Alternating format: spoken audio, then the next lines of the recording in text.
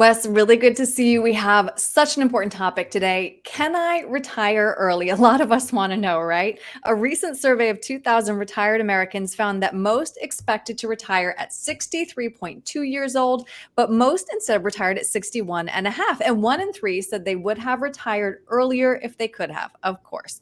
So, how much money do I need in the bank to retire early? Well, this one's easy, right, Aaron? Because if we just look at a headline that we see on CNBC or something like that, it's you need at A least a million million dollars. dollars. What we all see as a headline. And while that may be true for some people, at the end of the day, for others, it could be 500,000, it could be 2 million, 3 million. It's really all over the place. So the point here is that it's a very personalized thing as far as what that number is, because we all have different lifestyles. We have different income streams. Some people have pensions, some people don't. A lot of people don't these days. Some people have real estate assets that generate passive income.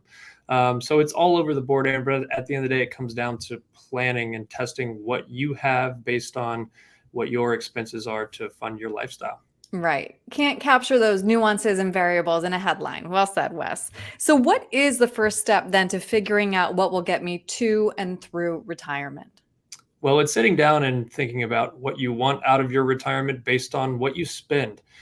So again, I feel like that we're constantly saying this, but it's so important, and we can't overstress the importance of having a plan. If you don't have a plan, you have no reason to invest.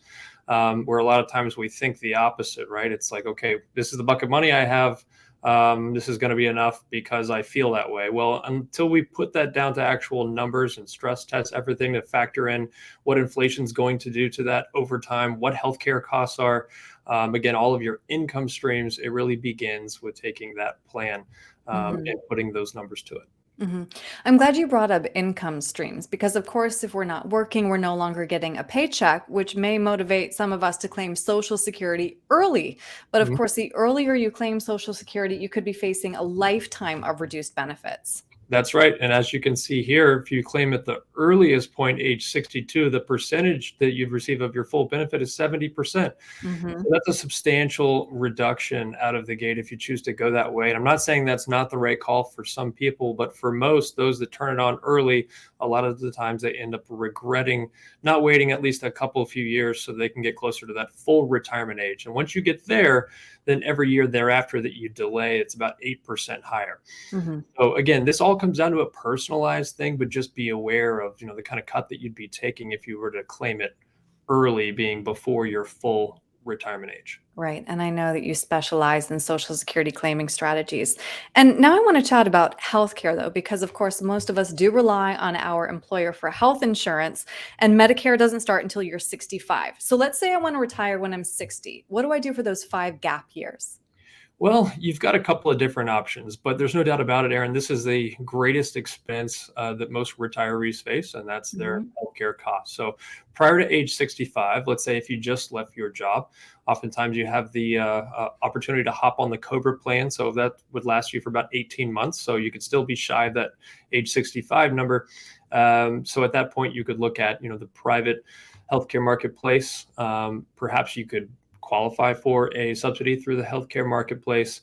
And then those that were perhaps given a early retirement package from their employer, it's not uncommon for larger corporations to offer this health retirement account that they funded.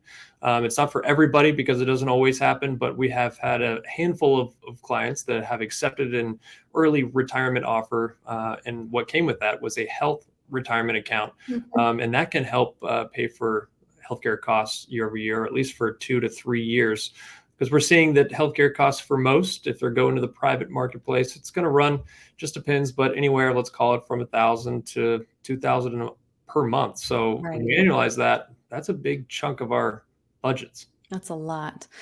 What I'm hearing you say, Wes, is that there's a lot of planning that goes into an early retirement, not just checking a box when you hit $1 million. So, if somebody wants to create that plan with you, what's the best way to reach you? They can give us a call at 919-322-4113 or drop us a line, info@patriotwealthnc.com. All right. Wes, thank you so much. Thank you.